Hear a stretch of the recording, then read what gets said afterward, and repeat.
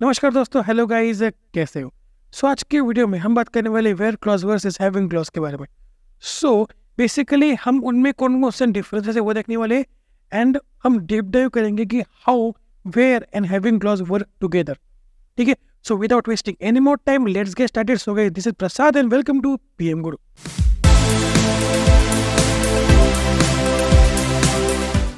Where clause versus having clause क्या होता है? देखो, पहली बात वेयर एंड हैविंग, इनके बारे में हमने काफी बात पहले कर रखी है। अगर आपको हैविंग के बारे में नहीं पता तो आप पिछली वाली वीडियो जाके देख सकते हो, आपको समझ में आ जाएगा। पर ठीक है, अभी मैं आपको इसका ओवरव्यू दे देता हूँ। तो where clause allows us to set conditions that refers to the individual rows where applied before reorganizing the outputs into groups.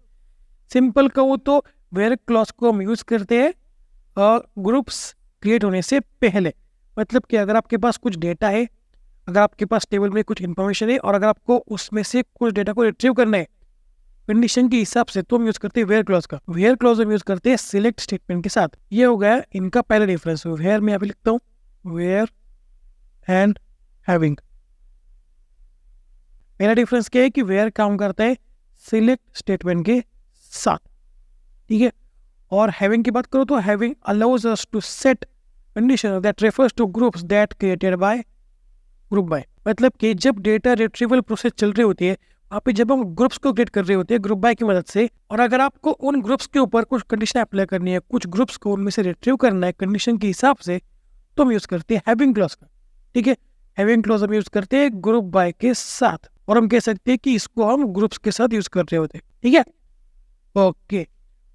Second difference इनका ये बनता है कि वेयर के अंदर हम एग्रीगेट फंक्शन का यूज नहीं कर सकते।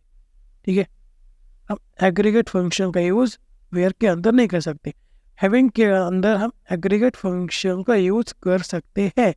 आप ही सोचो ना, जहाँ पे ग्रुप्स बन रहे होते हैं, अगर आपको उन ग्रुप्स के ऊपर कंडीशन अप्लाई करनी है तो आपको एग्रीगेट फंक्शन जैसे कि काउंट, इन ब्रैकेट नेम, इनका यूज करना पड़ेगा, राइट। तो हैविंग के अंदर एग्रीगेट फंक्शन आ सकते हैं, बट वेयर के अंदर एग्रीगेट फंक्शंस नहीं आ सकते। वैसे तो आपको बहुत सारे डिफरेंसेस मिल जाएंगे अगर आप एग्जाम में लिख रहे हो तो, कि वेयर क्लॉज आप ग्रुप बाय के बाद यूज नहीं कर सकते, हैविंग को आप ग्रुप बाय से पहले यूज नहीं कर सकते। ऐसे बहुत सारे डिफरेंसेस है, आप जाके गूगल कर सकते हो, आपको बहुत सारे डिफरेंसेस देखने को मिल जाएंगे। ठीक है, बट मैं यहाँ पे आपको कंसेप्ट समझा रहा हूँ कि ये कैसे काम करते हैं। अब हम डीप डाइव करने वाले हैं कि कैसे where clause and having clause एक साथ काम करते हैं एक क्वेरी के अंदर। ठीक है, तो अब बात है नीचे। तो देखो, वेयर एंड हैविंग कैसे काम करते हैं एक साथ। यहाँ पे हमारे पास हमारा ओरिजिनल टेबल है, ठीक है। इसके अंदर बहुत सारी इंफॉर्मेशन है, बहुत सारा डेटा है, ठीक है। हमने उसके ऊपर वेयर क्लॉज को अप्लाई कर दिया, कंडीशन अप्लाई कर दी, और कुछ डेटा को रिट्रीव कर लिया। ठीक है, यहाँ तक तो आ गए। और अगर आपको उसके ऊपर ग्रुप्स का अप्लाई करने, सपोज कि हमारे पास कोर्स का कॉलम है जहाँ पे मुझे ग्रुप्स करने हैं कोर्स के हिसाब से स्टूडेंट्स के, तो मैं यहाँ पे यूज करूँगा ग्रुप बाय का। ठीक है, ग्रुप बाय के बाद यहाँ पे बहुत सारे ग्रुप्स बन जाएंगे। ठीक है, 1 2 3 4, ऐसे यहाँ पे 4 ग्रुप बन गए। ठीक है, 4 कोर्सेस के 4 ग्रुप बन गए। समझ में आ रहा है? ग्रुप बाय की मदद से मैंने इस टेबल को 4 ग्रुप्स में कन्वर्ट कर दिया। ठीक है, उसके बाद अगर मुझे इन ग्रुप्स के ऊपर कंडीशन को अप्लाई करने हैं, या फिर कह सकते हैं कि फिल्टर करने हैं ग्रुप्स को, मतलब कि कुछ ग्रुप्स को आपको रिट्रीव करना है, कुछ ग्रुप्स को नहीं करना, तो हम यूज करेंगे हैविंग का। हैविंग के साथ हम कंडीशन को अप्लाई कर रहे होंगे ग्रुप्स के ऊपर, और उसके बाद हमारे पास कुछ ग्रुप जो है वो रिट्रीव हो जाएंगे, कुछ नहीं होंगे, राइट। बहुत आसान है। वेयर कैसे काम करता है कि अगर आपको डेटा को रिट्रीव करना है किसी कंडीशन के हिसाब से टेबल में से, तो हम यूज करते हैं वेयर का। और अगर आपको ग्रुप्स के ऊपर कंडीशन को अप्लाई करना है, कुछ ग्रुप्स को आपको रिट्रीव करना है, तो हम यूज करते हैं हैविंग का। वहां पे भी कंडीशन आ रही होगी जिसकी वजह से हम ये चीजें कर रहे होंगे, राइट। तो अब आगे बढ़ते हो, इसका प्रैक्टिकल एग्जाम्पल देखते तभी आपको चीजें ज्यादा सही से समझ में आएंगी। तो इस वीडियो में हम एम्प्लॉयज नाम के डेटाबेस को यूज कर रहे होंगे। ठीक है, तो यहाँ पे टास्क क्या है कि extract list of all names that are encountered less than 200 times, let the data refer to people hired after the 1 January 1999।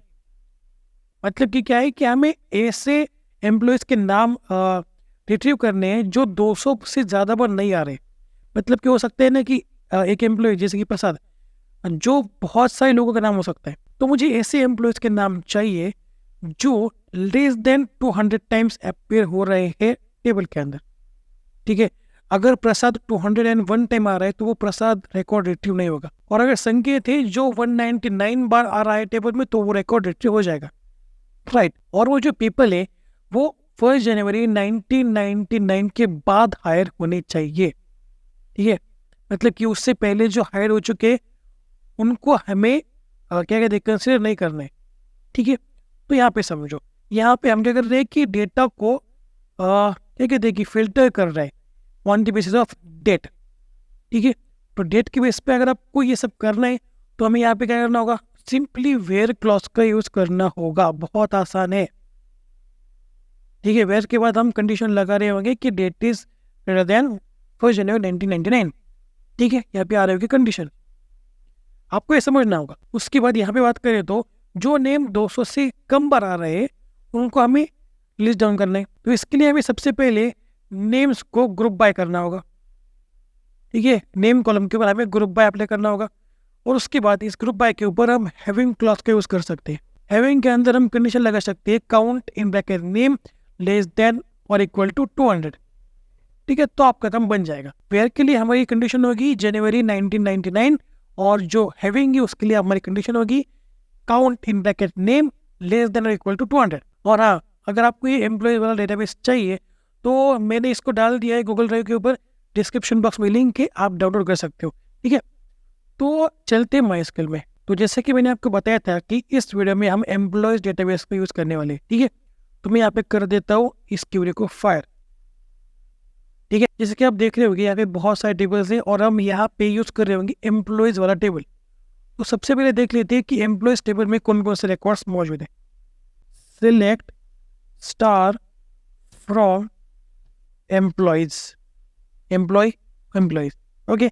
अब इस क्यूरी को फायर कर लेते हैं, कंट्रोल शिफ्ट एंटर। तो यहाँ पे हमारे पास बहुत सारा डेटा अवेलेबल है, ठीक है। Employ number, date of birth, first name, last name, gender and hire date. यहाँ पे फर्स्ट नेम कॉलम हम यूज कर रहे होंगे ग्रुप्स बनाने के लिए। इसके ऊपर हम ग्रुप बाय स्टेटमेंट को अप्लाई करेंगे। उसके बाद हैविंग क्लॉज की मदद से जो कभी हमें कंडीशन दी गई है उसके हिसाब से फिल्टर करेंगे रिकॉर्ड्स को, राइट। उसके बाद हम वेयर क्लॉज के लिए हायर डेट का यूज कर रहे होंगे, ठीक है। इसकी मदद से हम डेटा को फिल्टर करेंगे, कंडीशन लगाएंगे, ठीक है। वो देख लेते कैसे होगा। सबसे पहले हमें यहाँ पे वेयर क्लॉज का यूज करना पड़ेगा। वेयर अगर हायर डेट है, हायर डेट अगर ग्रेटर देन और इक्वल टू है किसके, 1 जनवरी 1999, मैं यहाँ पे 1999 डैश उसके बाद आएगा मंथ, ठीक है। तो यहाँ पे 01-01 1 जनवरी 1999 के बाद जो एम्प्लॉयज हायर हुए उन्हीं के ऊपर हमें ऑपरेशन परफॉर्म करने हैं, ठीक है। तो यहाँ पे आएगा वेयर। उसके बाद हम आएंगे नीचे, हमें क्या करना है कि अब हैविंग क्लॉज को अप्लाई करना है। उससे पहले मुझे क्या करना होगा, फर्स्ट नेम के ऊपर ग्रुप बाय को अप्लाई करना होगा, राइट। यहाँ पे करता हूँ ग्रुप बाय, ग्रुप बाय में अप्लाई कर रहा हूँ फर्स्ट नेम के ऊपर, फर्स्ट नेम, ओके। अब आते हैं नीचे। अब हमें क्या करना है कि जो ग्रुप्स बन रहे होंगे ना फर्स्ट नेम के, उसके ऊपर हमें कंडीशन अप्लाई करनी है कि ऐसे ग्रुप्स मुझे दे दो जहाँ पे नेम जो है वो 200 टाइम से कम बार अपेयर हुआ हो, ठीक है। तो मैं यहाँ पे कंडीशन डालूंगा having count in bracket first